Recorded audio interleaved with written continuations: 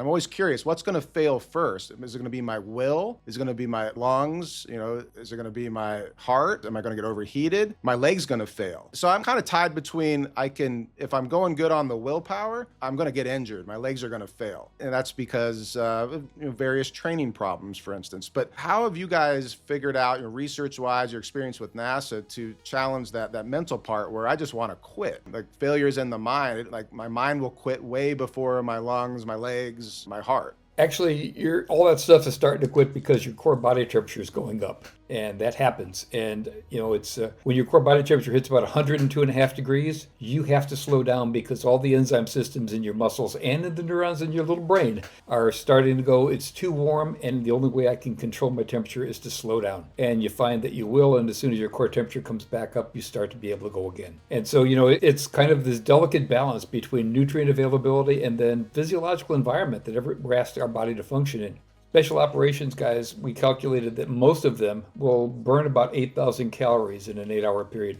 That's a huge amount of calories. And, so that's a lot of stress. And we don't usually consider the fact that our brain is linked to, energy supply and core body temperature. And core body temperature alone affects emotionality. It impacts cognitive decision making and our ability to execute on those decisions because our body has to keep up with what our brain's telling it to do. You can think through it and think over it, but eventually your body's going to quit just eat regardless of what your brain's telling it because it's kind of has a fail-safe system that says you're going to die if you keep doing this. What you're describing is sort of know thyself. I think this might be a societal problem right now. I think a lot of young people, a lot of kids, even a lot of adults, they don't know their limits. They live in this world of comfort where they go out and exercise and they're like, oh, okay, I'm beat. And it's like, wow, like when I was getting yelled at by coaches as a kid, of course, people, there was reports occasionally where overheating, people died, and sometimes the coaches back in the 70s and 80s pushed people too far. But nowadays, there's people that don't know the difference between I'm uncomfortable versus I'm about to fall over because I'm overheated and my body's saying stop. You're right. I mean, and that's really the critical thing is how do you get the information to the people? And because of all the societal changes, we don't spend time as kids playing outside as much as we used to. Fitness levels have gone down, I think, overall because of, I hate to say it, video games, computer, our cell phone. When I did Ironman distance triathlons for a while, I will say not very well, but, I was training 7-8 hours a day. And I wasn't getting injured, but you have to get to that level of fitness to be able to even complete the thing.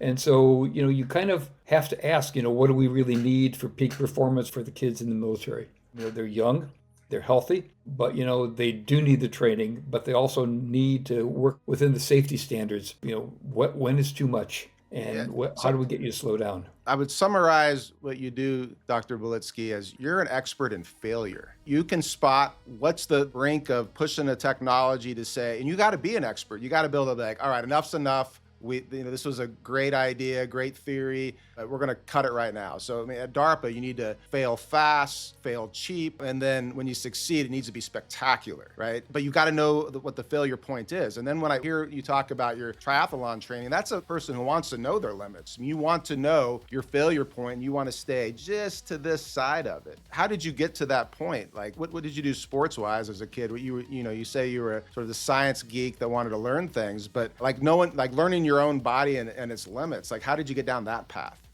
I grew up in a neighborhood that wasn't where nobody was particularly well off. I grew up in a Polish neighborhood in Chicago, and I worked through high school rather than did sports. And it really wasn't until I just started my undergraduate work that I started looking at sports a little bit more.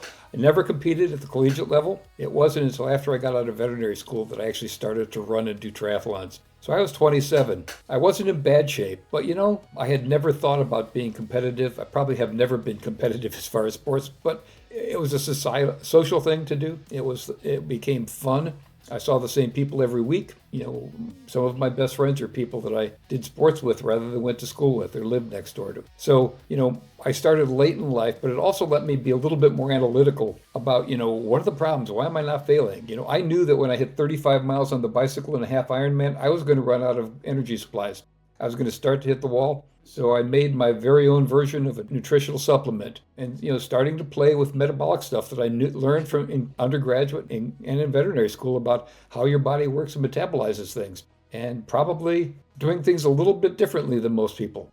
Yeah, you're treating yourself, your body as an experiment. How far can I push it safely, and what are my limits? You knew on the bike at about 30 miles when you're going, the words in your brain are, why am I doing this? Yeah. That you're glucose deficient. Because that mood change itself is the earliest sign of glucose deficiency. And so, I could avoid that. I could, turn that around and get my head back into the road race and into the competition. Well, because you were getting data from your body, and then you could tell your body, you could tell your own mind, hey, you're actually fine. You know your limits. You're going to take this, and you can keep on going. Yep, and taking in some glucose and some fructose orally, within about 5 minutes, you're starting to feel like, okay, I'm at the start of the race again. I can do this. But the thing is, you knew it repeatedly. Like you knew that if I did this, it would improve my situation. And so that can cover that gap between when you get that information that you want to quit, you need to quit, and you can tell yourself, no, you don't need to. Your information's correct,